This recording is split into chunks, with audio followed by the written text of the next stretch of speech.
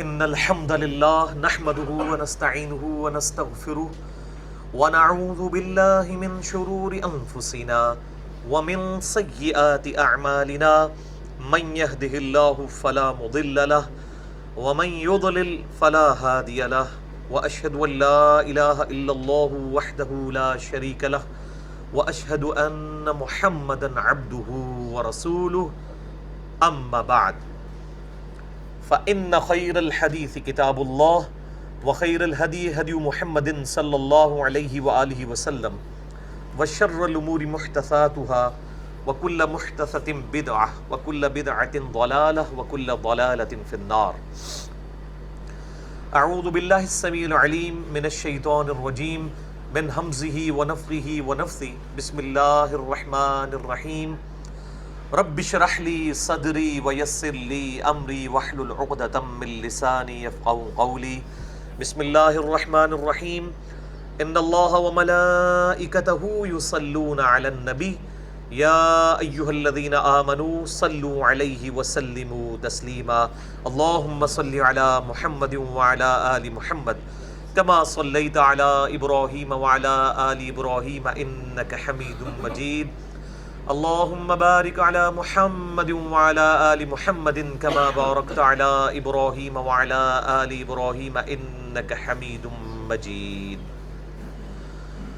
اللهم ربنا آتنا في الدنيا حسنة وفي الآخرة حسنة وقنا عذاب النار. ربنا آتنا من لدنك رحمة وهيئ لنا من أمرنا رشدا. لا إله إلا أنت سبحانك إني كنت من الظالمين. حسبنا الله ونعم الوكيل ولا حول ولا قوة إلا بالله العلي العظيم. آمین. الحمدللہ آج 23 ستمبر 2017 کو ہفتے کے دن 2 اور 3 محرم الحرام 1439 ہجری کی درمیانی رات اور ہفتے کے دن ہم انشاءاللہ تعالی قرآن کلاس نمبر 269 میں سورۃ الروم کی آیت نمبر 41 سے آنورڈ سٹارٹ لیں گے، اور آج انشاءاللہ تعالی ہماری یہ سورۃ الروم مکمل بھی ہو جائے گی. اعوذ باللہ من الشیطان الرجیم. بسم اللہ الرحمن الرحیم. ظہر الفساد فی البر والبحر. پھیل گیا ہے فساد خشکی میں بھی اور سمندروں میں بھی. بما کسبت ایدی الناس. بسبب لوگوں کے کرتوتوں کے. لیذیقہم بعض الذی عملوا لعلہم یرجعون. تاکہ اللہ تعالی چکھائے انہیں کچھ سزا ان کے اعمال کے بدلے میں کہ وہ پلٹ آئیں.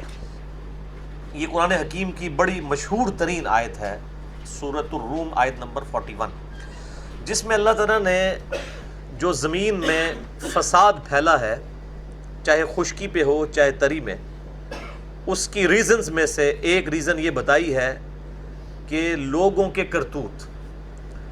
اور آج یہ جس طریقے سے بات کھل کے سامنے آئی ہے، شاید پہلے اتنی نہ آئی ہو، کہ آج کل جو یہ آواز اٹھی ہے کہ جو نیچر کو ڈسٹربنس کی وجہ سے جو فتنہ کھڑا ہو چکا ہے انوائرمنٹ میں، اوزون لیئر بھی ڈسٹرب ہو چکی ہے، اس کے علاوہ کئی ایک الٹرا وائلٹ ریز جو ہے وہ زمین میں مختلف قسم کی بیماریوں، جن میں سے سکن کینسر بھی ہے، اس کا سبب بن رہی ہیں. یہ انسانوں کے اپنے ہاتھوں کی کمائی ہے. یعنی ضرورت سے زیادہ ریسورسز کو غلط طریقے سے استعمال کرنے کے سبب نیچر میں بگاڑ آ گیا ہے. چاہے وہ درختوں کا زیادہ مقدار میں کاٹنا ہو، چاہے بہت زیادہ دھواں ہو پیٹرول کو جلانے کی فارم میں یا لکڑی کو جلانے کی فارم میں. اس قسم کی کئی ایک چیزیں جو ہیں وہ اب ہمیں یہ فساد جو ہے انوائرمنٹ کے اندر نظر آ رہا ہے. اس لیے انٹرنیشنل لیول کے اوپر کئی ایک پالیسیز بنائی جا رہی ہیں کہ فیکٹریاں بھی ہوں تو وہ انوائرمنٹ فرینڈلی ہونی چاہیے، تاکہ انوائرمنٹ کے اوپر برا اثر نہ پڑے. یہ تو آج کے دور کے اعتبار سے ایک بہت بڑی ریزن ہمارے سامنے آئی ہے. اسی طریقے سے سمندروں میں بھی آپ دیکھ لیں کہ کئی ایک جگہوں کے اوپر سمندروں کے اندر جو زہریلا مواد پھینکنے کے سبب لاکھوں کی تعداد میں مچھلیاں مر جاتی ہیں اور کئی قسم کی بیماریاں جو ہے وہ پیدا ہو جاتی ہیں. ہمارے سب کانٹیننٹ کو اس وقت جس بہت بڑے مسئلے سے گزرنا پڑ رہا ہے وہ ووچر جسے ہم گدھ کہتے ہیں اردو میں، ان کا ہمارے سب کانٹیننٹ سے خاتمہ ہے. آپ لوگوں نے شاید اس کے اوپر کبھی توجہ نہیں دی. آخری دفعہ گدھ دیکھے ہوئے آپ کو کتنے سال ہو گئے ہیں؟ ہمیں یاد ہے کہ ہم چھوٹے تھے تو کہیں پہ بھی گوشت ہوتا تھا یا کوئی مردار بھینس پڑی ہوئی ہوتی تھی تو گدھیں آ کے وہ مردار کو کھا لیا کرتی تھی. اور گدھ جو ہے یہ اللہ تعالیٰ نے ایک نیچرل ریسورس رکھا ہوا ہے، مردہ خور ہے یہ، اور ورنہ تو یہ معاشرے میں تعفن پھیل جائے مردار کی وجہ سے. یہ گدھ ہی ہے جو مردار کو بھی کھاتی ہے، بدبودار مردار کو. اور گدھ جو ہے آن دا فیس آف ارتھ سب سے زیادہ عمر رکھنے والا جانور ہے. گدھ کی عمر 800 سے لے کر 1000 سال تک بھی ہوتی ہے. یہ آپ ذرا جا کے گوگل پہ لکھیے گا کہ سب سے زیادہ عمر اس روئے ارض کے اوپر کس جانور کی ہے تو وہ گدھ ہے. لیکن سب کانٹیننٹ سے یہ آلموسٹ ناپید ہو چکی ہے. مجھے تو کئی سال ہوئے ہیں کہ میں نے گدھ نہیں دیکھی. حالانکہ جب ہم چھوٹے چھوٹے تھے گوشت گھروں پہ گدھوں کو ڈالنے کے لیے جب اوپر رکھا جاتا تھا تو چیل سے پہلے گدھیں آ جاتی تھی. اتنی وہ تیز نظر رکھنے والا جانور ہے. پھر یہ پورا ایک پروگرام نیشنل جغرافی کے اوپر چلا جس میں یہ ٹروتھ ریویل ہوا کہ سب کانٹیننٹ انڈیا، پاکستان، بنگلہ دیش میں گدھ کے خاتمے کی وجہ ایک ایسا ٹیکہ ہے جو مویشیوں کو خصوصاً بکریوں کو لگایا جاتا ہے، اور جس بکری کو وہ ٹیکہ لگ جائے جب وہ اپنی موت خود مرتی ہے جب کبھی بھی اس بکری کو جو بھی گدھ کھا لے تو وہ اس گدھ کے جو گردوں کا نظام ہے وہ فیل ہو جاتا ہے. یعنی وہ اب ڈائلسس پہ بھی نہیں جا سکتی، ختم ہی ہو جائے گی. تو اس طریقے سے اتنی تیزی کے ساتھ یہ گدھیں جو ہیں وہ ختم ہو گئی. ہمارے اب سب کانٹیننٹ میں انڈیا والوں نے یہ ریسرچ پرفارم کی تھی. نیشنل جغرافی کا پروگرام پورا رکھا ہوا ہے یوٹیوب کے اوپر، آپ کو ہندی ترجمے کے ساتھ بھی مل جائے گا جس میں یہ ساری چیزیں سامنے آئی ہیں. تو اس ماڈرن دور کے اندر یہ ایک چیز کس طرح کھل کے سامنے آئی ہے. وہ ڈائنوسارز والا ایشو تو بہت پرانا ہے، وہ تو ہم نے دیکھا نہیں ہے. بہرحال اپنے سامنے جو ناپید ہوتا جانور دیکھا ہے وہ یہ گدھ ہے، جو اتنی بڑی اللہ تعالیٰ کی طرف سے آپ سمجھ لیں کہ ایک نیچرل ریسورس تھا مردار چیزوں کو کھانے کے لیے. اسی طریقے سے چائنا اور جاپان کے اندر انہوں نے اتنے سپرے کیے کہ وہاں پر جو شہد کی مکھیاں ہیں یہ مر گئیں، اور اس کی وجہ سے جو پھولوں کی فرٹیلائزیشن والا ایشو ہوتا ہے پولنس کی وجہ سے، جو مکھی جب کسی جگہ پر رس چوستی ہے تو اس کے پاؤں کے ساتھ وہ پولن لگتے ہیں، پھر وہ دوسرے پھول پہ جا کے بیٹھتی ہے. اس طریقے سے جو فرٹائل کرتی ہے وہ سلسلہ ان کا ختم ہو گیا. اور میں نے نیشنل جغرافک پہ ڈسکوری پہ ویڈیو دیکھ رہا تھا کہ وہاں پہ انہوں نے ان کو ایک ایک درخت کے اوپر کتنے بندے لگانے پڑتے ہیں جنہوں نے ہاتھوں میں جو ہے وہ مختلف قسم کے انسٹرومنٹس، یہ پر وغیرہ پکڑے ہوتے ہیں، وہ اپنے ہاتھوں سے ان کو پولن لگا کے تو ایک ایک پھول کے اوپر لگا رہے ہوتے ہیں. اندازہ کریں آپ. تو یعنی یہ نیچر کو بگاڑنے کی وجہ سے کتنے ایشوز لوگوں کے سامنے آنا شروع ہو جاتے ہیں. تو میں اس لیے کہہ رہا تھا کہ آج کے دور میں جس طریقے سے یہ نیچر کو بگاڑنے کا جو فساد ہے ہمیں بھگتنا پڑ رہا ہے اور کس قسم کی بیماریاں آ چکی ہیں، یہ تو میں نے ایک 2-3 اسپیکٹس آپ کے سامنے رکھے ہیں. اس کے علاوہ بھی کئی ایک اسپیکٹس ہیں، مطلب اس پہ گفتگو کی جائے تو میں گھنٹوں فی البدی بول سکتا ہوں اس حوالے سے. لیکن میں نے آپ کو ایک مثال پیش، یہ تو آج کے دور کے اعتبار سے. اس دور کے اعتبار سے بھی لوگوں کے اعمال کے سبب اللہ تعالیٰ فرماتا ہے زمین میں فساد پھیل گیا ہے، اور ریزن اس کی یہ ہے لِيُذِيقَهُمْ بَعْضَ الَّذِي عَمِلُوا لَعَلَّهُمْ يَرْجِعُونَ، تاکہ ہم بعض کا مزہ چکھا دیں ان کے اعمال کے سبب کہ وہ پلٹ آئیں. کہ اللہ تبارک و تعالیٰ بھی لوگوں میں اس اعتبار سے جنگ کے حالات پیدا فرما دیتا ہے تاکہ لوگوں کو خدا کی طرف جو متوجہ ہونے کا موقع ملے، جس کا بہت بڑا ثبوت جو ہے وہ بنی اسرائیل پہ جو اللہ تعالیٰ کی طرف سے 2 دفعہ عذاب کے کوڑے برسے. سورہ بنی اسرائیل کے شروع کے رکوع میں آتا ہے، اس میں میرا لیکچر بھی ڈیٹیل ہے، مسئلہ نمبر 127A. سابقہ امت مسلمہ یعنی بنی اسرائیل اور حالیہ امت مسلمہ یعنی امت محمدیہ صلی اللہ علیہ وآلہ وسلم کے 2 عروج اور 2 زوال. تو اس میں یہاں تک الفاظ ہیں سورہ بنی اسرائیل میں کہ اللہ تعالیٰ کہتا ہے ہم نے اپنے سخت لڑائی لڑنے والے بندے مسلمانوں پر مسلط کر دیے. اس وقت بنی اسرائیل مسلمان ہی تھے نا, تاکہ یہ بیت المقدس کی اینٹ سے اینٹ بجا دے اور تمہارے چہروں کو بگاڑ دے. اللہ نے کافروں کو اپنے بندے کہہ دیا مسلمانوں کے اگینسٹ, کہ یہ اللہ تعالیٰ کی طرف سے کافروں کا مسلمانوں کے اوپر مسلط ہو جانا یہ اللہ کے عذاب کا ایک حصہ ہے. جس طریقے سے طاعون کا مرض پھیل جانا, کئی وبائی امراض کا پھیلنا, یہ بھی اللہ تعالیٰ کے عذاب کی ایک فارم ہے.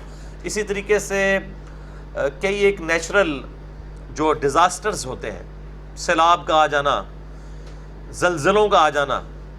ابھی یہ جو اگلے دن زلزلہ آیا ہے ایگزیکٹ 19 ستمبر 2017 کو میکسیکو میں, کتنی حیران کن بات ہے کہ 19 ستمبر 2016 کو بھی زلزلہ آیا تھا, ایگزیکٹ 1 سال پہلے, اور ایگزیکٹ اسی دن اگلے سال وہ اس زلزلے کی یاد منا رہے تھے اور پھر زلزلہ آ گیا.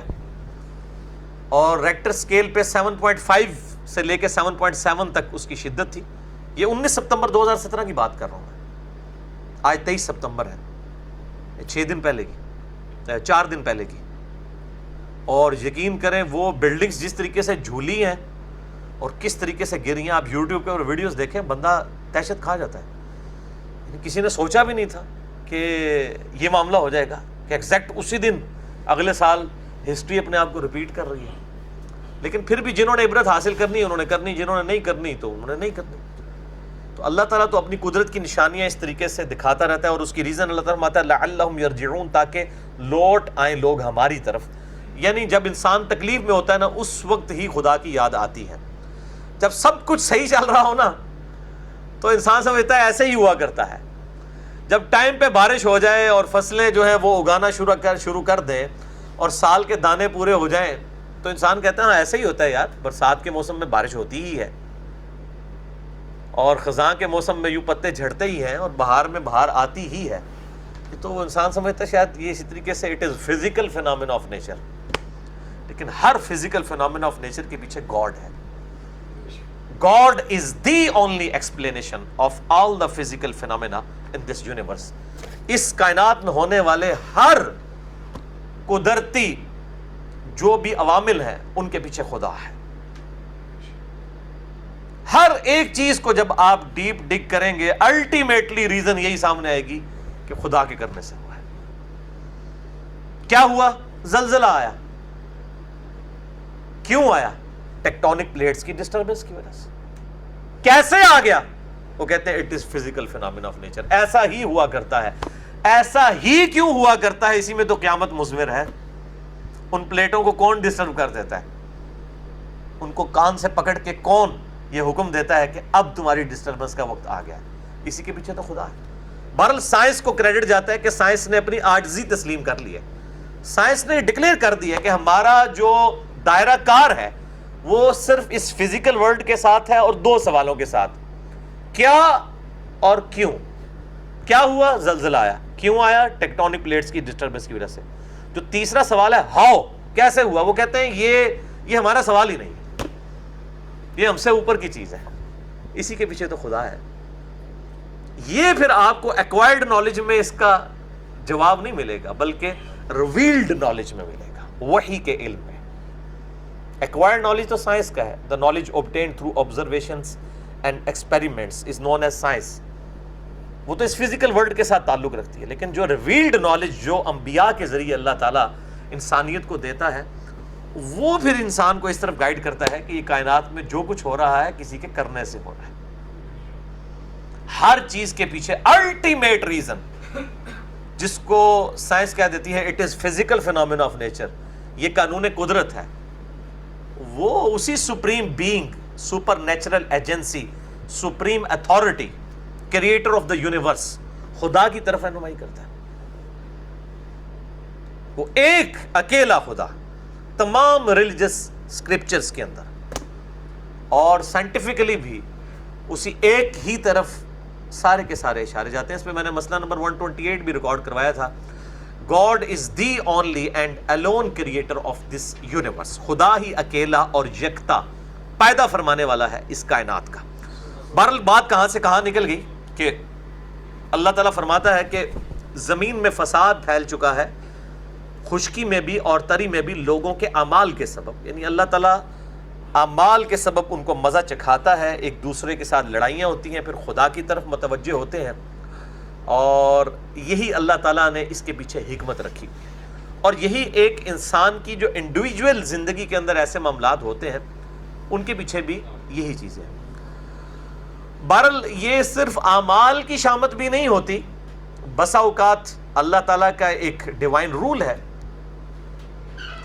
وَلَنَبْلُوَنَّكُمْ بِشَيْءٍ مِّنَ الْخَوْفِ وَالْجُوعِ وَنَقْصٍ مِّنَ الْأَمْوَالِ وَالْأَنفُسِ وَالثَّمَرَاتِ, اور ضرور بالضرور ہم تمہیں آزمائیں گے تھوڑے سے خوف کے ذریعے, بھوک کے ذریعے, جان اور مال میں نقصان کے ذریعے.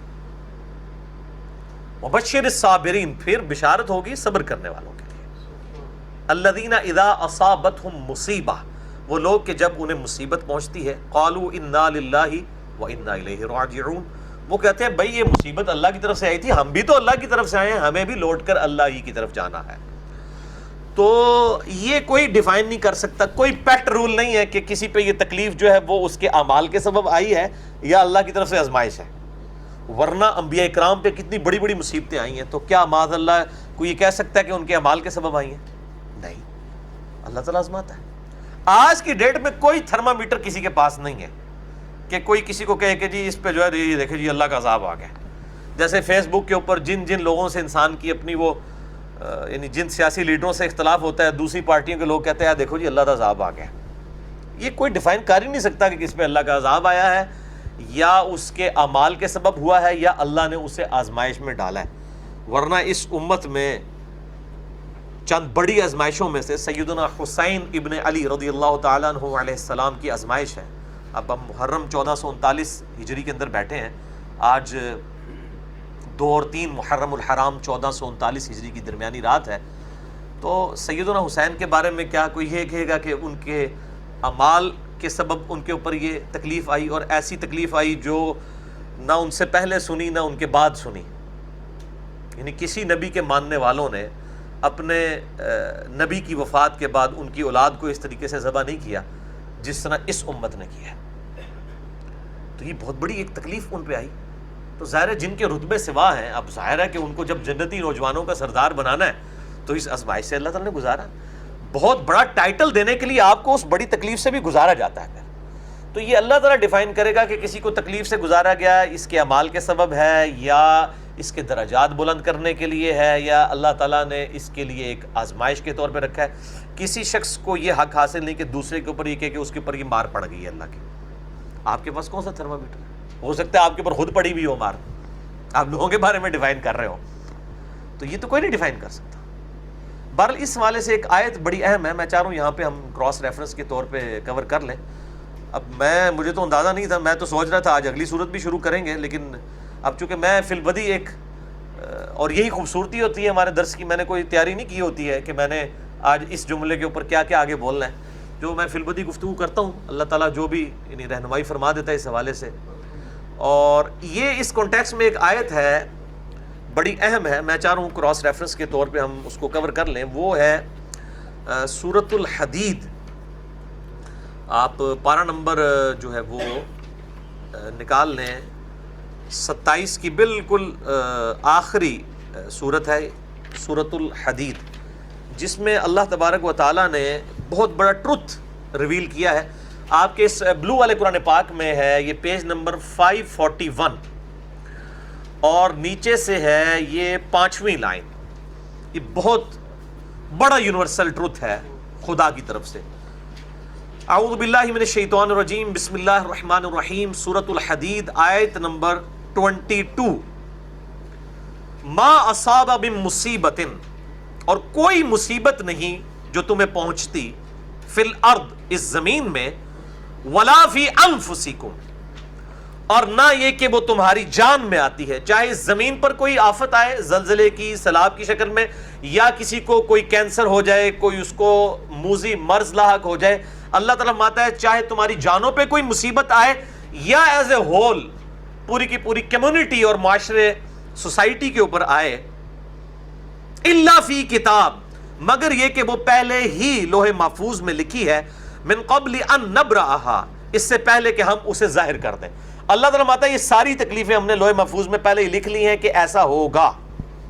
اور کیوں کیا ہے؟ ان ذالک علی اللہ یسیر، اور بے شک یہ اللہ کے لیے بہت آسان ہے. کوئی یہ نہ سوچے یہ کیسے ہو سکتا ہے کہ پہلے ہی اللہ نے فورسی کر لیا، نہیں، اس کی طرف سے آنی یہ چیزیں. لکی لا، ریزن بھی بتا دی، یہ اس لیے لکی لا تأسوا علی ما فاتکم، کہ تم مت افسوس کرو اس پر جو چیز تم سے چھن جائے.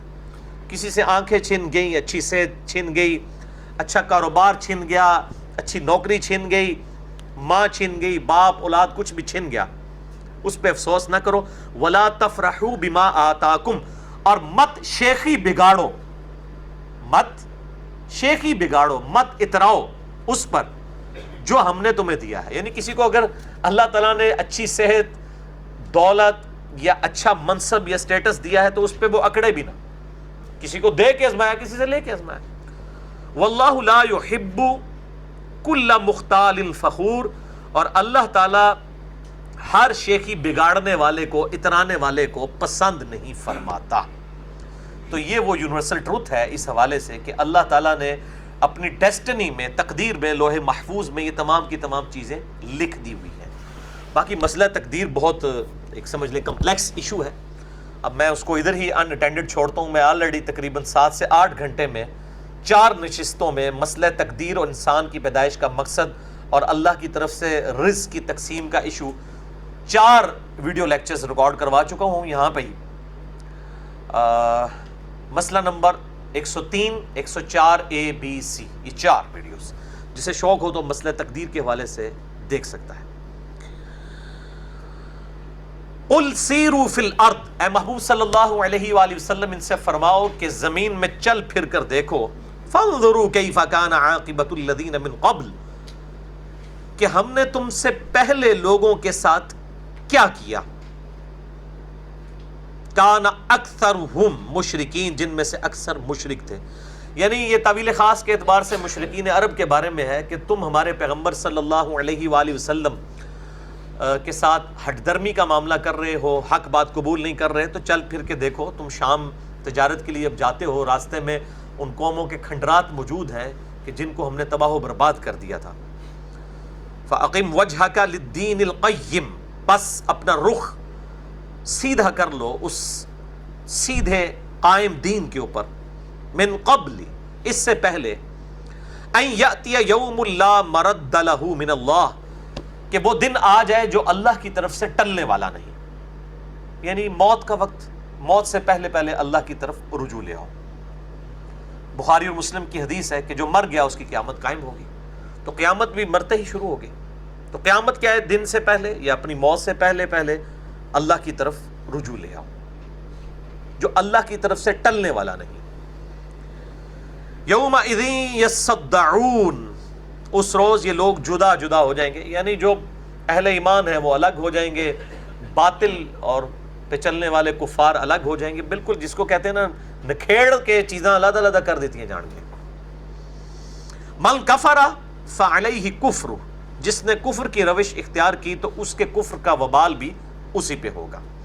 ومن عمل صالحا، اور جو کوئی نیک اعمال کرے گا، فَلِأَنفُسِهِمْ يَمْهَدُونَ، تو وہ اپنے لیے ہی راہ ہموار کر رہے ہیں. اللہ تعالیٰ کو کوئی فرق نہیں پڑتا. سب کے سب لوگ نیکوکار ہو جائیں، اللہ کی شان بڑھا نہیں سکتے. سب کے سب لوگ فاسق ہو جائیں، اس کی شان گھٹا نہیں سکتے. وہ صحیح مسلم میں بڑی طویل حدیث قدسی ہے، مسئلہ نمبر 25 کے آخری 5 سے 7 منٹ میں نے وہ بیان کی تھی. صحیح مسلم میں بڑی ڈیٹیل حدیث ہے.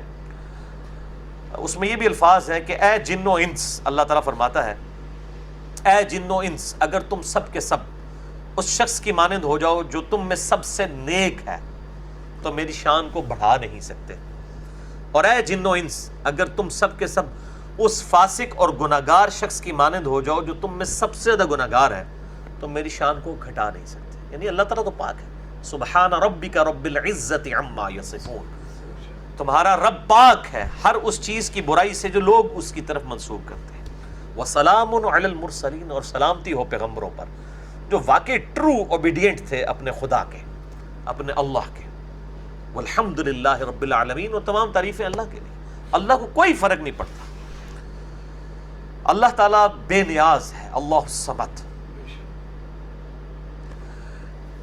لِيَجْزِيَ الَّذِينَ آمَنُوا وَعَمِلُوا الصَّالِحَاتِ، اور یہ قیامت کا دن جو قائم ہوگا کس لیے؟ تاکہ اللہ تعالیٰ جزا دے اہل ایمان کو جنہوں نے نیک اعمال بھی کیے. صرف ایمان لانا کافی نہیں ہے، اللہ کو ماننا کافی نہیں، اللہ کی ماننا.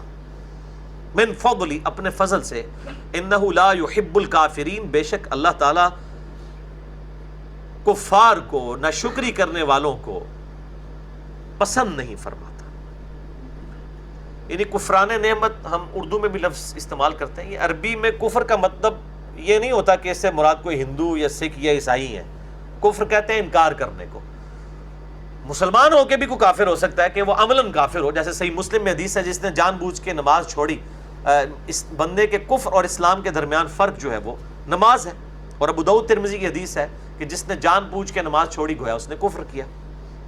تو عملاً وہ کافر ہے، چاہے وہ عقیدے میں مسلمان ہے لیکن عملاً وہ کفر کر رہا ہے. وَمِنْ آیَاتِهِ، اب پھر دوبارہ سے وہیں پر گفتگو واپس آ گئی جو سورہ روم کا مرکزی ٹاپک ہے. التذکیر بآلاء اللہ، اللہ کی قدرت کی بڑی بڑی نشانیوں کے ذریعے اللہ تعالیٰ اپنی طرف مائل کرتا ہے. جو شاہ ولی اللہ دہلوی نے الفوز الکبیر فی اصول تفسیر میں 5 بڑی بڑی کیٹیگریز بتائی ہیں نا اللہ تعالیٰ کے قرآن پاک کی آیات کی، ان میں سے ہے التذکیر بآلاء اللہ. اللہ کی قدرت کی بڑی بڑی نشانیوں کے ساتھ اللہ تعالیٰ اپنی طرف مائل کرتا ہے. اور اس میں ٹاپ آف دا لسٹ 2 صورتیں ہیں، سورۃ النحل اور سورۃ الروم. وَمِنْ آیَاتِهِ، پچھلی دفعہ کئی دفعہ یہ بات رپیٹ ہوئی تھی. وَمِنْ آیَاتِهِ وَمِنْ آیَاتِهِ وَمِنْ آیَاتِهِ، اور اسی کی نشانیوں میں سے ہے أَن يُرْسِلَ الرِّيَاحَ، کہ وہ بھیجتا ہے ہواؤں کو، مبشرات، خوشخبری سناتے ہوئے. یعنی جب ٹھنڈی ہوا چلتی ہے تو خوشخبری ہوتی ہے کہ پیچھے بارش بھی آ رہی ہے. وَلِيُذِيقَكُم مِّن رَّحْمَتِهِ، تاکہ وہ تمہیں چکھائے اپنی رحمت میں سے. وَلِتَجْرِيَ الْفُلْكُ بِأَمْرِهِ، اور اسی کے حکم سے کشتیاں بھی جو ہے وہ پانی میں چلتی ہیں. اس کے حکم سے کیا؟ یہ فزیکل فینومینا آف نیچر جو ہے اسی نے اسٹیبلش کیا ہے. آج اگر قوت اچھال پانی کی ختم ہو جائے، یہ فزیکل جو فینومینا ہے یہ ڈسٹرب ہو جائے، تو کوئی بھی سائنٹیفک ڈسکوری یا انوینشن پاسبل ہی نہیں ہے. ایون ہواؤں میں جو جہاز اڑ رہے ہیں وہ ہواؤں کی ہی، ہوا کی قوت اچھال کی وجہ سے، جو ارشمیدس پرنسپل ہے کہ کوئی بھی چیز جب بھی کسی میڈیم میں جو ہے وہ رکھی جاتی ہے تو اس پہ اتنی ہی فورس لگتی ہے جتنا وہ اس میڈیم کو ڈسپلیس کرتی ہے اس کے وزن کے برابر. یعنی اگر بحری جہاز کو سمندر میں رکھا جائے تو سمندر میں رکھنے سے جتنا پانی وہ ڈسپلیس کرتا ہے یا اپنی جگہ سے پانی کو ہٹا دیتا ہے اور بحری جہاز آ جاتا ہے، اس پانی کا جتنا وزن ہوگا اس کے برابر بحری جہاز کے اوپر قوت اچھال رہے گی. اسے ارشمیدس پرنسپل کہتے ہیں. اگر وہ قوت اچھال اس سے کم ہوگی تو چیز ڈوب جائے گی. اس لیے آپ دیکھیں وہ سوئی ڈوب جاتی ہے، بحری جہاز تیرتا ہے، کیونکہ سوئی کا والیوم بہت تھوڑا ہوتا ہے. وہ اتنا پانی ریپلیس ہی نہیں کر سکتا کہ وہ اتنی قوت اچھال دے. اس کی بجائے اگر آپ چوڑی چیز رکھیں گے تو وہ زیادہ پانی کو ڈسپلیس کرے گا اور اس پہ قوت اچھال زیادہ لگے گی. تو یہ اللہ تعالیٰ فرما رہے ہیں ہمارے حکم سے کشتیاں چل رہی ہیں، یعنی ہم چاہیں تو اس کو ڈسٹرب کرتا ہے. قوت اچھال بھی ختم نہ کرے، صرف سمندری طوفان آ جائے کچھ نہیں کو کر سکتے. اسی طریقے سے ہوائی جہاز جو اڑ رہے ہوتے ہیں، اگر ایئر ڈسٹربنس آ جائے ایئر کے اندر، جہاز نیچے گر جاتے ہیں. اسٹیگنیشن کنڈیشن میں آ جاتے ہیں. پھر جہاز اڑتے ہوئے بسا اوقات ایئر پاکٹس آ جاتی ہیں. ایئر پاکٹس کہتے ہیں ایسی جگہ جہاں پہ ہوا کی ڈینسٹی کم ہوتی ہے، اور وہاں پہ جب جہاز اڑتے اڑتے اس ایئر پاکٹ میں سے گزرتا ہے نا تو فوراً نیچے آتا ہے اور سیکنڈز میں کئی کلومیٹر نیچے آ جاتا ہے. اور اگر وہ ایئر پاکٹ زمین تک ہو تو پھر وہ زمین پہ ہی آگے لگے گا. تو اللہ تعالیٰ کے لیے کوئی مسئلہ نہیں ہے ان چیزوں کو ڈسٹرب کرنا. تو یہ اللہ تعالیٰ اس لیے کہتا ہے کہ یہ ہمارے حکم سے چل رہی ہیں. وَلِتَبْتَغُوا مِنْ فَضْلِهِ، تاکہ تم اس کا فضل تلاش کرو. یعنی سمندروں میں کشتی چلتی ہے، اور آج تو یہ دیکھیں سی فوڈ کتنا بڑا سورس ہے بیماریوں سے پاک کھانا سی فوڈ ہے. آج دنیا کی اکانومی سی فوڈ کے اوپر ڈیپینڈنٹ ہے. تو اللہ تعالیٰ فرماتا ہے یہ ہم نے اس لیے کیا. کئی ملک ہیں جن کی اکانومی پوری اس کے اوپر چل رہی ہے. بنگلہ دیش دیکھ لیں, یعنی ہمارے ملک میں تو اتنی مچھلی نہیں کھائی جاتی, لیکن وہاں پہ اکثر لوگ کھاتے ہیں. یہاں تو ہمیں وہ بیماریوں والا چکن کھانا پڑتا ہے, اسٹیرائڈز والا. تو یہ سمندری جو جانور ہیں یہ بہت بڑا ذریعہ ہے تاکہ تم تلاش کرو اللہ کا رزق, وَلَعَلَّكُمْ تَشْكُرُونَ, تاکہ تم اس کی شکر بھی ادا کرو. وَلَقَدْ أَرْسَلْنَا مِنْ قَبْلِكَ رُسُلًا إِلَىٰ قَوْمِهِمْ, اور اے محبوب صلی اللہ علیہ وآلہ وسلم, بے شک ہم نے آپ سے پہلے بھی پیغمبر بھیجے ان کی قوموں کی طرف. فَجَاءُوهُمْ بِالْبَيِّنَاتِ, تو وہ ان کے پاس آئے روشن نشانیاں لے کر. فَانْتَقَمْنَا مِنَ الَّذِينَ أَجْرَمُوا, تو ہم نے پھر انتقام لیا ان لوگوں سے جنہوں نے جرم کیا تھا. یعنی نبی صلی اللہ علیہ وسلم سے پہلے بھی جب نبیوں کی مخالفت میں لوگ کھڑے ہوئے تو اللہ تعالیٰ نے ان کو تباہ و برباد کر دیا. وَكَانَ حَقًّا عَلَيْنَا نَصْرُ الْمُؤْمِنِينَ, اور یہ اللہ تعالیٰ فرماتے ہیں ہمارے ذمہ کرم پہ ہے اہل ایمان کی مدد کرنا. لیکن وہ ایمان والے, بے ایمان نہ ہو. بے ایمان منافق جو آج مسلمانوں کی اکثریت ہے, اعتقادی منافق نہیں ہے لیکن عملاً تو منافق ہو چکے ہیں. یعنی منافق کی جو نشانیاں بخاری مسلم میں آئی ہیں کہ بات کرے تو جھوٹ بولے, جھگڑا ہو جائے تو گالی گلوچ کے اوپر اتر آئے, امانت رکھی جائے تو خیانت کرے. یہ مسلمانوں میں بڑی وافر مقدار میں پائی جاتی ہیں چیزیں. عملاً تو منافقت کے شکار ہیں. یعنی وہ جس طرح عملی منافق اور اعتقادی منافق کا فرق ہے یہ ہمیں نظر آتا ہے. تو وہ منافق نہ ہو, اگر مؤمن ہے تو ہمارے ذمہ ہے. صحابہ کرام علیہم رضوان دیکھ لینا, اللہ نے ان کی مدد کس کس میدان جنگ میں نہیں کی. اہل ایمان تھے, تعداد بھی تھوڑی ہوتی تھی. اس وقت کی بڑی بڑی سپر پاورز کو انہوں نے الٹ کے رکھ دیا. جنگ یرموک اور قادسیہ کا اگر آپ حالات پڑھنے شروع کریں تو انسان حیران رہ جاتا ہے کہ اتنی تھوڑی فوج کے ساتھ, اتنے کم ریسورسز کے ساتھ کس طریقے سے اللہ تعالیٰ نے صحابہ کرام علیہم رضوان کو, ان بڑی سپر پاورز کو الٹنے کے اوپر مامور کر دیا تھا. یہ بالکل غیبی مدد تھی جو اللہ تعالیٰ نے یہاں پہ فرمایا نا, وَكَانَ حَقًّا عَلَيْنَا نَصْرُ الْمُؤْمِنِينَ, یہ ہم پر حق ہے, ہمارے ذمہ کرم پہ ہے کہ ہم مؤمنین کی مدد کریں گے. اللہ الذی یرسل الریاح, اللہ ہی ہے جو بھیجتا ہے ہواؤں کو. فَتُثِيرُ سَحَابًا, تو وہ اٹھاتی ہیں بادلوں کو. فَيَبْسُطُهُ فِي السَّمَاءِ كَيْفَ يَشَاءُ, پھر اللہ تعالیٰ آسمان پہ دیکھو کیسے ان بادلوں کو پھیلا دیتا ہے. وَيَجْعَلُهُ كِسَفًا, اور پھر اس کو کر دیتا ہے ٹکڑے ٹکڑے. فَتَرَى الْوَدْقَ يَخْرُجُ مِنْ خِلَالِهِ, پھر تم دیکھتے ہو کہ کس طرح بارش ان میں سے ٹپکنا شروع ہو جاتی ہے. جب بادلوں کا آپس میں وہ ایک الیکٹرک معاملہ ہوتا ہے اور ٹکڑیوں کی شکل میں بادل پازیٹیو اور نیگیٹو چارج کے حوالے سے, تو اس میں سے پھر بارش برسنا شروع ہو جاتی ہے. فَإِذَا أَصَابَ بِهِ مَن يَشَاءُ مِنْ عِبَادِهِ, پھر جب پہنچاتا ہے اللہ تعالیٰ اسے جس کو چاہتا ہے اپنے بندوں میں سے. اِذَا هُمْ يَسْتَبْشِرُونَ, تو وہ خوشیاں منانا شروع کر دیتے ہیں. ظاہر بارش نہ ہو, آج تو ہمیں اس کا احساس نہیں ہے نا. یہ تو جو کھیتی باڑی کر رہے ہیں ان سے پوچھے بارش کتنی اہم ہے, خصوصاً بارانی علاقوں کے اندر جہاں پہ زمین میں بھی پانی اتنی آسانی سے اویلیبل نہیں ہے, کوئی نہری نظام نہیں ہے. ان کی تو زندگی ڈیپینڈنٹ ہے بارش کے اوپر. بلکہ آج ان کو تو چھوڑ دیں جو ہم زمین سے بھی پانی نکال رہے ہیں, وہ پانی بھی اسی بارش کی وجہ سے. وہ گلیشیئرز پگھلتے ہیں, ان کے پگھلنے کی وجہ سے زمین کے اوپر دریا چلتے ہیں اور زمین کے نیچے بھی دریا چلتے ہیں, اور وہ وہی دریا ہیں جن میں سے ہم پانی نکال رہے ہوتے ہیں. تو یہ سب کا سب معاملہ سمندر میں سے ویپوریشن ہو کے یہ پورا واٹر سائیکل جسے ہم کہتے ہیں, یہ اللہ تعالیٰ ہی چلا رہا ہے. صرف واٹر سائیکل ہی ڈسٹربنس ہو جائے اس کے اندر تو زمین میں کوئی بھی روئے ارض پہ رہنے والی زندہ مخلوق ایگزسٹ ہی نہیں کر سکتی. تو وہ خوشیاں منانا شروع کر دیتے ہیں. وَإِن كَانُوا مِن قَبْلُ, جبکہ اس سے پہلے أَن يُنَزَّلَ عَلَيْهِم مِّن قَبْلِهِ لَمُبْلِسُونَ, اس سے پہلے کہ ان پہ بارش نازل ہوتی ہے مایوس ہو چکے تھے, ان کو امید ہی نہیں تھی. ظاہر ہے کسی کے اختیار میں نہیں ہے, واٹر سائیکل تو کوئی نہیں کنٹرول کر سکتا. اور اتنا لاکھوں کروڑوں ٹن پانی کہاں پہ سٹور ہو سکتا ہے؟ وہ گلیشیئرز کی فارم میں اللہ تعالیٰ نے سٹور کر دیا, پوٹینشیل ڈفرنس رکھا ہے, وہاں سے پگھل کے نیچے آتا ہے.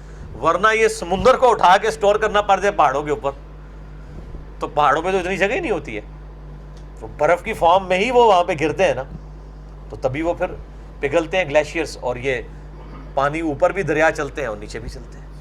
یعنی انسان تو صرف یقین کریں ڈسکوری ہی کر رہا ہے، باقی کچھ کر نہیں سکتا انسان. اسی فزیکل فنامنا آف نیچر میں جتنی چیزیں ہیں انہی سے ہی استفادہ کرتا ہے.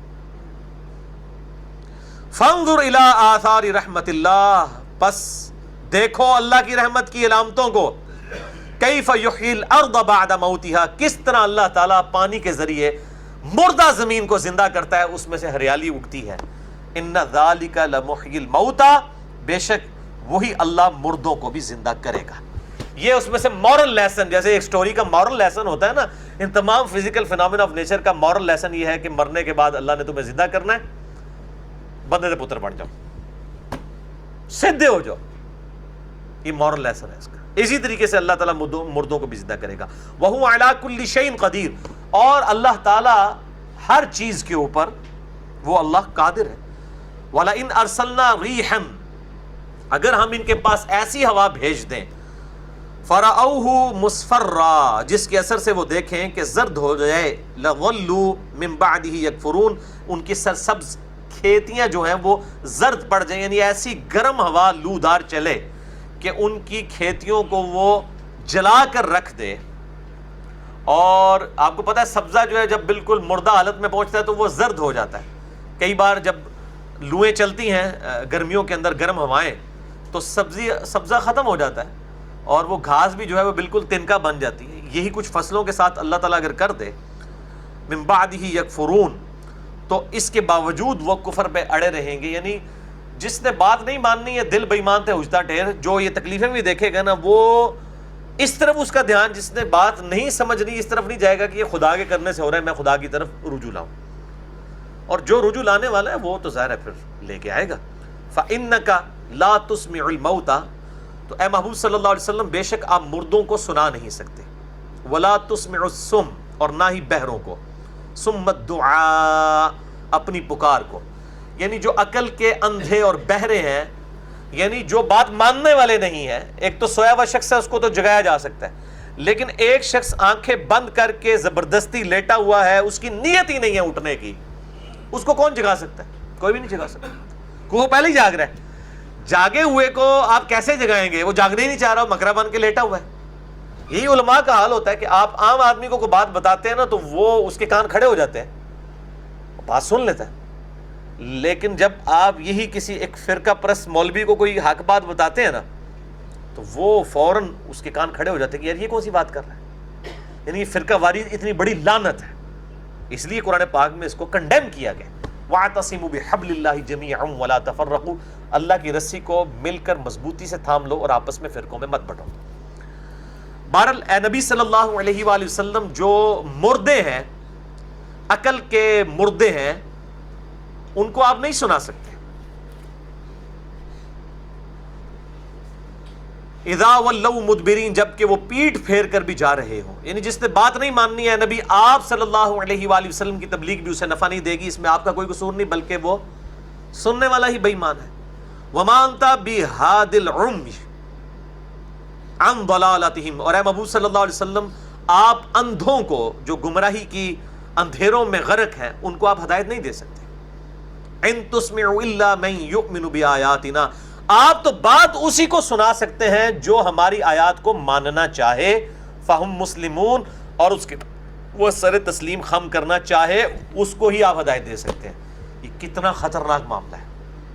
یہ ہے وہ مسئلہ تقدیر. لوگ کہتے ہیں نا جی مسئلہ تقدیر کیا ہے؟ تقدیر تو اپنے پر خود غالب کرواتا ہے. کوئی بندہ ایک بات سننا ہی نہیں چاہتا. وقال الذین کفروا لا تسمعوا لهذا القرآن، اور کافر کہتے ہیں جب قرآن پڑھا جائے تو مت سنا کرو. والغوا فیہ لعلکم تغلبون، اور شور مچا دیا کرو تاکہ تم غالب آ جاؤ. یہاں بھی لوگ کہہ رہے ہوتے ہیں، اور علماء کا طبقہ ہی کہہ رہے ہوتے ہیں قرآن دیس ڈائریکٹ میں پڑھنا گمراہ ہو جاؤ گے. اگر ہمیں کوئی یہودی یا عیسائی آ کے یہ بات کرے تو ہمارے فوراً کان کھڑے ہو جائیں گے، یار یہ تو اسلام کا دشمن ہے اس لیے مجھے کہہ رہا ہے. لیکن داڑھی پگڑی، میں بھی وہ کہتا ہوں کہ پگڑی بھی وہ پہن کے اور داڑیاں پہن کے، یہ رکھی ہوئی نہیں ہے، پہنی ہوئی ہیں. اور ممبر رسول پہ آ کے صلی اللہ علیہ وآلہ وسلم ایک اسلام کا عالم یہ بات اگر کرے کہ قرآن حدیث ڈائریکٹ نہ پڑھنا گمراہ ہو جاؤ گے، ہم کہتے ہیں بالکل ٹھیک کہہ رہے ہیں جی. کتنے افسوس کی بات ہے اور کتنا لمحہ فکری ہے. تو اللہ تعالیٰ ماتا ہے نبی صلی اللہ علیہ وآلہ وسلم آپ تو بات اسی کو سنائیں گے جو بات ماننا چاہے، ایمان لانا چاہے اور وہ سر تسلیم بھی خم کرنے والا ہو. اللہ الذی خلقکم من ضعف، وہی اللہ ہے جس نے تمہیں ابتدا میں کمزور پیدا کیا. یعنی بچہ، انسان کا بچہ اتنا کمزور ہوتا ہے کہ اتنے جانوروں کے بچے نہیں کمزور ہوتے. جانور کے بچے بھی پیدا ہوتے ہی کھانا پینا شروع کر دیتے ہیں. آپ یہ مرغی کے انڈے میں سے جب چوزا نکلتا ہے نا، وہ چگنا شروع کر دیتا ہے، پانی پینا شروع کر دیتا ہے، اس کو کوئی نہیں سکھاتا. بلی کے ایک دن کے بچے کو آپ اس ٹیبل پہ رکھ دینا، اس کو بھی پتا ہے میں مطلب ذرا سا ہلا تو نیچے گر جاؤں گا. لیکن انسان کا آپ 1 سال کا بچہ بھی رکھ دیں، وہ اگر کروٹ لینے والا ہے تو نیچے گر جائے گا. کئی بار ہوتا ہے نا، مائیں مطلب دونوں طرف تکیے رکھ کے ان کو سلاتی ہیں کہ تھلے نہ ڈگ پڑیں. اتنا کمزور ہوتا ہے انسان کا بچہ. اللہ تعالیٰ فرماتے ہیں ہم نے تمہیں، انسان کو اوقات اللہ تعالیٰ اس کی بیان کر رہا ہے کہ تم اتنے کمزور پیدا ہوئے. ثم جعل من بعد ضعف قوة، پھر تمہیں کمزوری کے بعد ہم نے قوت دی. ثم جعل من بعد قوة ضعفا، اور پھر جوانی کے پہنچنے کے بعد دوبارہ سے بڑھاپے میں کمزور کر دیا. وشیبا، اور بڑھاپا دے دیا. یخلق ما یشاء، اللہ تعالیٰ جو چاہتا ہے پیدا فرماتا ہے. وہو العلیم القدیر، اور وہی علم والا اور قدرت والا ہے. اور واقعی حقیقت بات ہے کہ انسان کی جو کمزوری ہے نا، یہ انسان کو بڑھاپے سے پہلے بھی اللہ تعالیٰ اس کا ایکسپیرینس کرا دیتا ہے بیماری کی شکل میں. یعنی جب انسان بیمار ہوتا ہے نا، انسان کی کیفیت یہ ہوتی ہے شاید میں کبھی ٹھیک رہا ہی نہیں تھا، حالانکہ وہ زندگی کا ایک واقعہ ہوتا ہے. زندگی کا ایک واقعہ انسان کی جو گزشتہ زندگی ہے اس کو 0 سے تو نہیں ملٹیپلائی کر دیتا. اگر اس نے 40-50 سال صحت کے گزارے ہیں اور اب 1 سال کی بیماری آ گئی ہے تو وہ کہ جی میری زندگی برباد ہو گئی. وہی 40-50 سال میں 1 سال کی کیا اہمیت ہے؟ اور پھر اس کے بعد پھر 20-25 سال اگر اچھے آ جاتے ہیں تو اس کو تکلیف یاد بھی نہیں ہوگی. جب انسان بیماری سے اٹھتا ہے اور جب صحت پکڑتا ہے تو آپ دیکھتے ہیں پھر وہی اسی قسم کی حرکتیں شروع کر دیتا ہے. حالانکہ بیماری میں تو لگ رہا ہوتا ہے کہ اس سے زیادہ کوئی مومن ہی نہیں ہے. اللہ کی طرف ایسا رجوع ہو جاتا ہے. اور اسی طرح تکلیف میں بھی. اور حقیقت بات ہے کہ بسا اوقات تکلیف میں تو ہم نے لوگوں کو مسجدوں میں آتے ہوئے دیکھا ہے، تو یعنی جو ریگولر مسجدوں میں آنے والے لوگ ہیں وہ ان پہ رش کرتے ہیں، یار یہ پتہ نہیں کڈا وڈا ولی بن گیا اللہ تعالیٰ. یعنی ایسا خشوع خضوع چہرے پہ ٹپکنا شروع ہو جاتا ہے، تسبیح ہاتھ میں آ جاتی ہے، لمبی لمبی نمازیں شروع ہو جاتی ہیں. لیکن جیسے ہی مسئلہ حل ہوتا ہے پھر جناب وہی حالت ہو جاتی ہے. تو اللہ تعالیٰ انسان کو یہ ایکسپیرینس کرواتا رہتا ہے. تو یہ بڑھاپا جو ہے نا، یہ تو پھر ایک الٹیمیٹ اللہ تعالیٰ نے چیز رکھی ہے کہ انسان کو یہ بتا دے کہ انسان کتنا کمزور ہے. اور میرا اس پہ ایک کلپ بھی چڑھا ہوا ہے کہ گاڈ انسان کی ضرورت کیوں ہے، اللہ انسان کی ضرورت کیوں ہے. میں نے یہ بات کی ہے کہ انسان کی ضرورت یہ ہے کہ انسان نے کمزور ہونا ہے، انسان نے بیمار پڑنا ہے، اور سب سے بڑی چیز انسان نے مر جانا ہے. اگر انسان بیمار نہ پڑے، انسان کو کوئی تکلیف نہ آئے، انسان بوڑھا نہ ہو اور انسان کو موت نہ آئے، تو انسان کو پھر خدا کی ضرورت ہی کوئی نہیں رہتی. اگر آپ کو موت نہیں آنی تو پھر آپ کو کس چیز کا ڈر ہے؟ آپ کو کوئی تکلیف ہی نہیں آنی پھر آپ نے کس سے کیوں مانگنا ہے؟ آپ کو بڑھاپا ہی نہیں آنا، ہمیشہ اچھی صحت رہنی ہے، تو آپ کو خدا کی ضرورت کیوں ہے؟ یہ اللہ تعالیٰ نے انسان کے ساتھ چیزیں اٹیچ کی ہیں، موت، بیماری، پریشانی، بڑھاپا، تاکہ انسان کو احساس رہے کہ وہ آزاد نہیں ہے.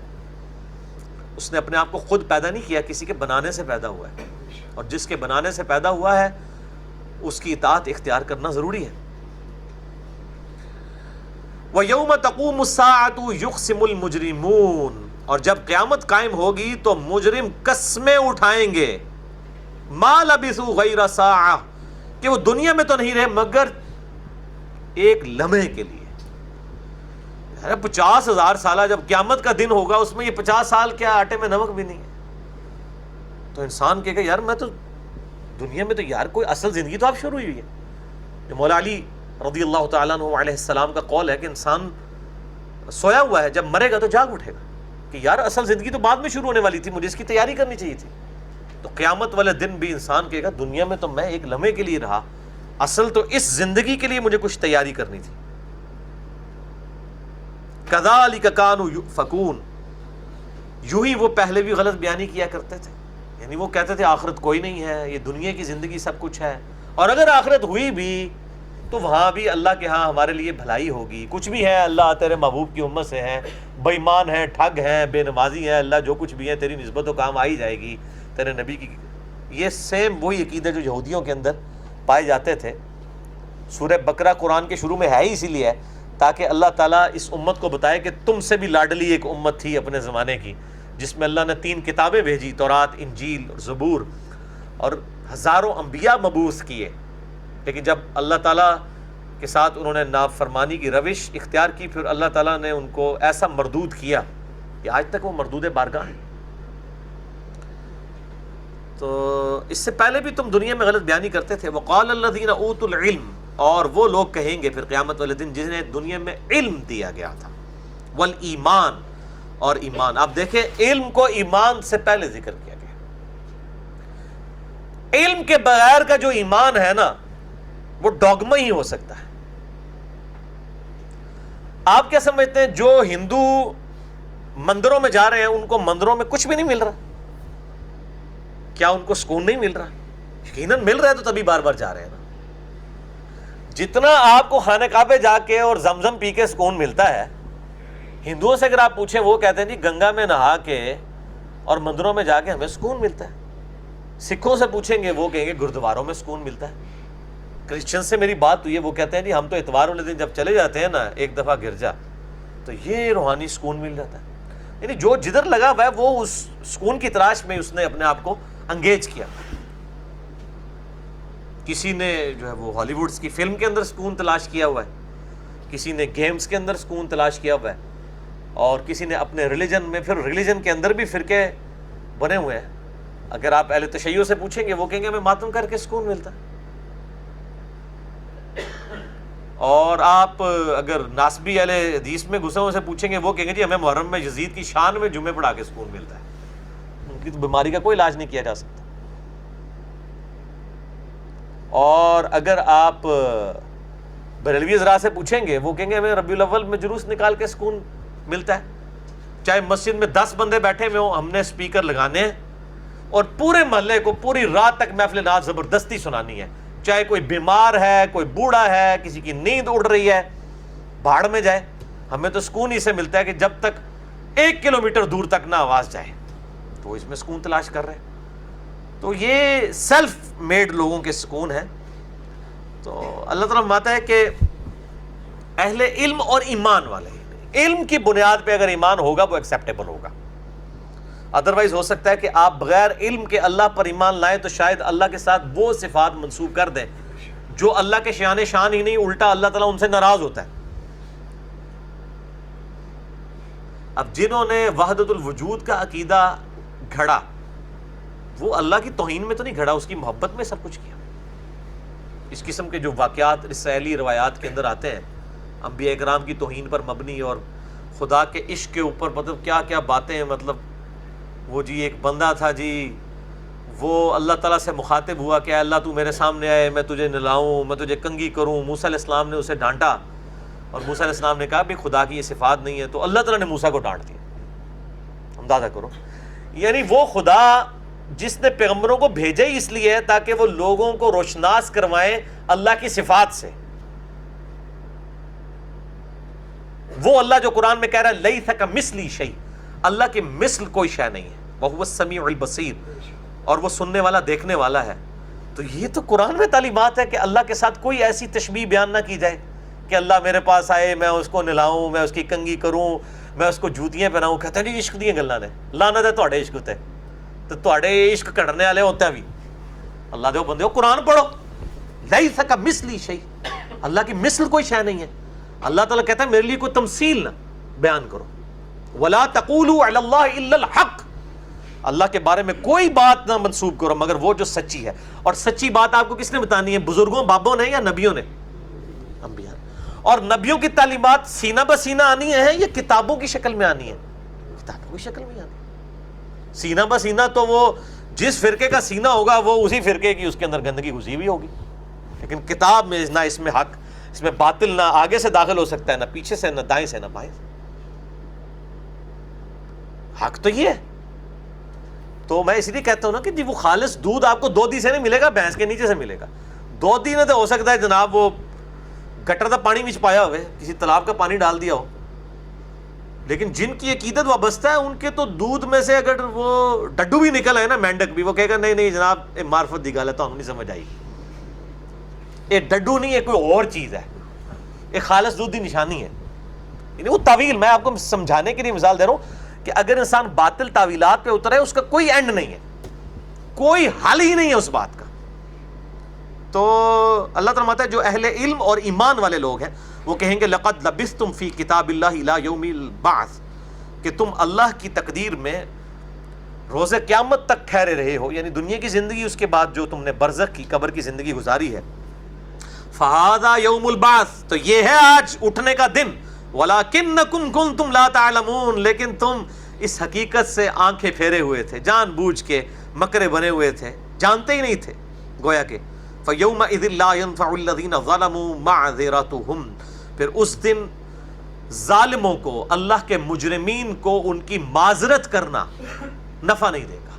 یہ اکثر لوگ کہہ رہے تھے او جی اللہ نو پتا ہے کون ٹھیک ہے کون غلط ہے، اگے پہنچا کے پتہ لگ جائے، او اللہ دے بندے اگے پہنچ کے پتہ لگے تو پھر یہ نہیں کہا جائے گا جی ہاں دوبارہ پیچھے ٹر جاؤ، پھر ریورس گیئر لے کے لا کے آ جانا۔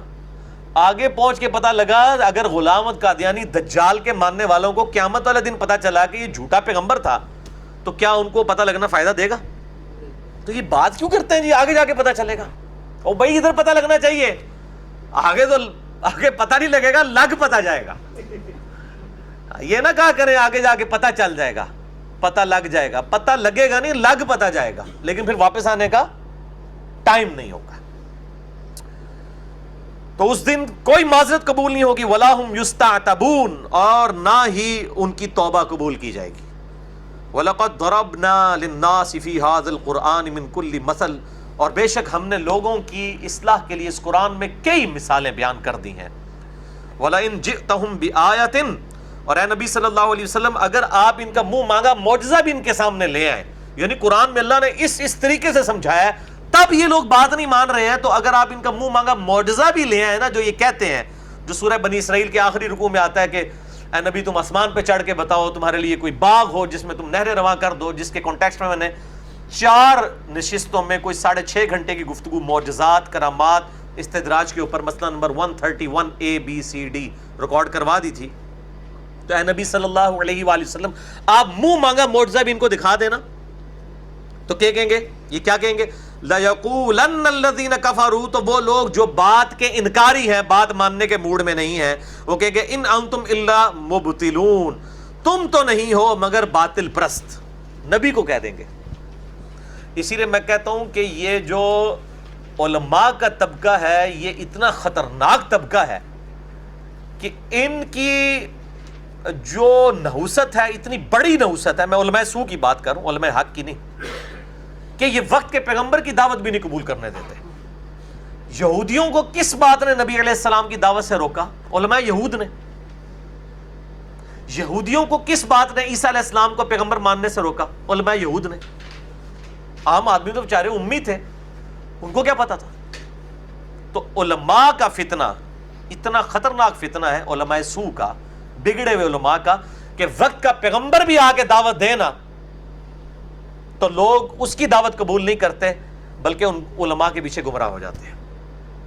تو اے نبی آپ اگر ان کا منہ مانگا معجزہ بھی لیں تو یہ آپ کو کہیں گے آپ باطل پر ہیں، کیونکہ انہوں نے طے کیا ہوتا یہودیوں نے کہ بنی اسرائیل میں سے ہی پیغمبر آ سکتا ہے، بنو اسماعیل میں سے کیسے آ گئی؟ ان امیین کو اللہ تعالیٰ نے کیسے چن لیا؟ ہمارے اندر اتنے بڑے بڑے علماء تھے، فلاسفر تھے، ان میں سے کیسے یہ بندہ جو ہے وہ ہے بھی امی؟ یہ کیسے ہو گیا؟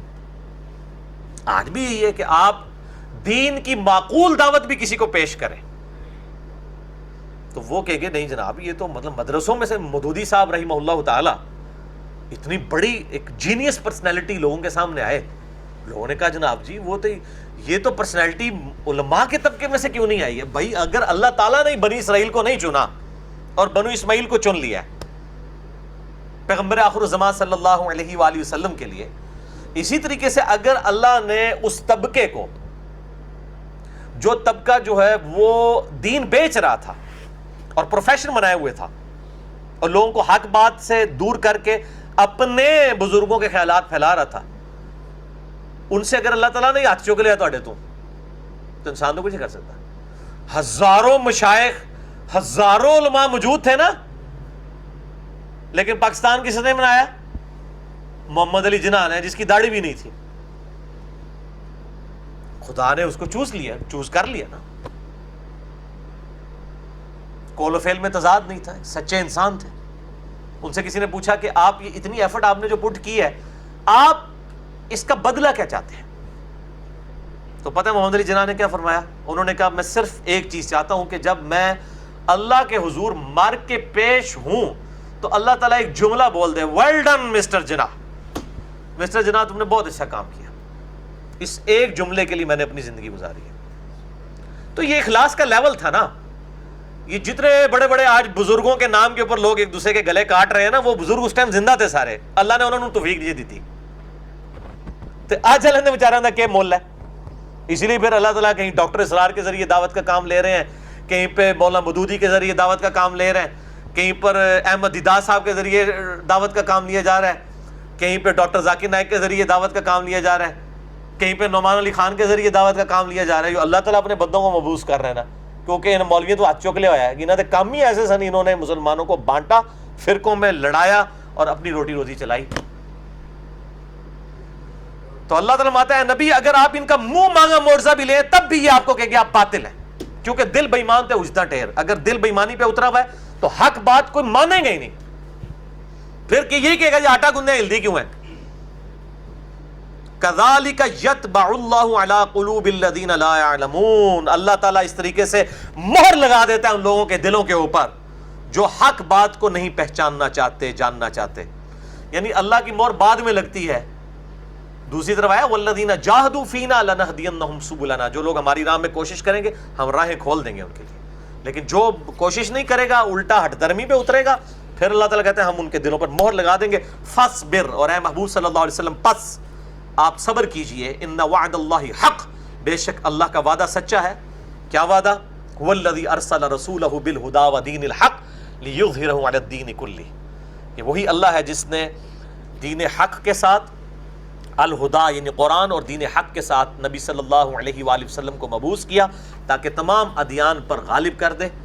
یہ نبی کا دین غالب ہوگا، اور یہ چونکہ میں نے بتایا تھا کہ یہ مکی صورتوں میں سے آپ صلی اللہ علیہ وسلم کو تسلی دی جا رہی ہے، اور اس وقت تو کوئی نظر نہیں آ رہا تھا، پھر اللہ تعالیٰ نے کیسا غالب فرمایا۔ وعدہ سچا ہے اللہ کا۔ وَلَا يَسْتَخِفَنَّكَ الَّذِينَ لَا يُوقِنُونَ، تو اے نبی صلی اللہ علیہ وسلم آپ کو پھسلا نہ دیں راہ حق سے وہ لوگ جو بات پر یقین نہیں رکھتے۔ یہ آپ کے ذریعے سے اصل میں امت کو خطاب ہے، آپ کے صحابہ کو، کہ ڈٹے رہو، ان تکلیفوں سے گزرو گے، الٹیمیٹلی اللہ تعالیٰ تمہیں کندن بنا کے نکالے گا۔ اور پھر لوگوں نے دیکھا ہے یہ مکی صورت ہے، ہجرت مدینہ کے وقت صرف 125 بندے مسلمان تھے یکم ہجری میں، 2 ہجری میں غزوہ بدر ہوا، 3 ہجری میں غزوہ خندق، 3 ہجری میں غزوہ احد، 5 ہجری میں غزوہ خندق، 6 ہجری میں صلح حدیبیہ، مشرکین عرب نے نبی علیہ السلام کو پاور کے طور پہ تسلیم کر لیا، 7 ہجری میں غزوہ خیبر، 8 ہجری میں فتح مکہ، اور فتح مکہ کے فوراً بعد غزوہ حنین ہوئی، مشرکین عرب سے آخری جنگ، پھر عرب کے سب لوگوں نے گھٹنے ٹیک دیا آپ صلی اللہ علیہ وسلم کے سامنے۔ 9 ہجری کے اندر غزوہ تبوک کے لیے آپ صلی اللہ علیہ وسلم بنفس نفیس تشریف لے گئے، رومن امپائر کا ہیڈ جو ہے وہ 1.5 لاکھ کی فوج لے کے آئے، 30,000 صحابہ جانصار کا مقابلہ نہیں کر سکا، جنگ کے بغیر ہی بھاگ گیا واپس، ورنہ یرموک ادھر ہی ہو گئی تھی حضور کے زمانے میں۔ آزم دنیا سے چلے گئے، اور پھر سارے کے سارے پھر عرب قبائل مرتد ہو گئے، کتنے جھوٹے پیغمبر آ گئے، جن لوگوں نے فتح مکہ پہ اسلام قبول کیا تھا دوبارہ سے کفر کی طرف چلے گئے، لیکن سیدنا ابوبکر ڈٹے رہے، عرب کے فتنوں کو 2 سال میں ختم کیا، اور تمام محاذوں کے اوپر جو ہے وہ فوجیں روانہ کر دی، پرشین امپائر کے لیے بھی، رومن امپائر کے لیے بھی، اور پھر 4 سے 5 سال کے اندر 17 ہجری تک دونوں سپر پاورز اسلام کے سامنے گھٹنے ٹیک چکی تھی. تینوں بر اعظموں میں اسلام پہنچ چکا تھا. کدھر یکم ہجری میں صرف 125 لوگ اور کدھر 17 ہجری کے اندر, اور وہ بھی آپ صلی اللہ علیہ وسلم کی وفات کے بعد, آپ کی زندگی میں نہیں, آپ کی وفات کے بعد عروج آیا. زندگی میں آتا تو لوگ شاید سوچتے کہ وہ لیڈر ہی بہت بڑا تھا, لیکن اللہ تعالیٰ نے اس کو معجزانہ طور پر غالب کیا.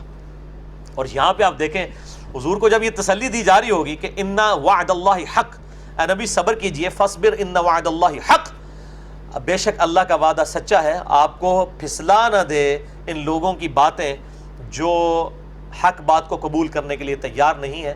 اور آپ کے ذریعے ظاہر ہے امت کو خطاب تھا, تو وہ سلام ہے صحابہ کرام علیہم رضوان کو, سیدنا ابوبکر, عمر, عثمان و علی رضی اللہ عنہم اجمعین وعلیہم السلام اجمعین, کہ وہ ڈٹے رہے اور انہوں نے نبی صلی اللہ علیہ وسلم کا مشکل وقت میں ساتھ دیا, اور پھر اللہ تعالیٰ نے انہیں دنیا کا امام بنایا. الحمدللہ.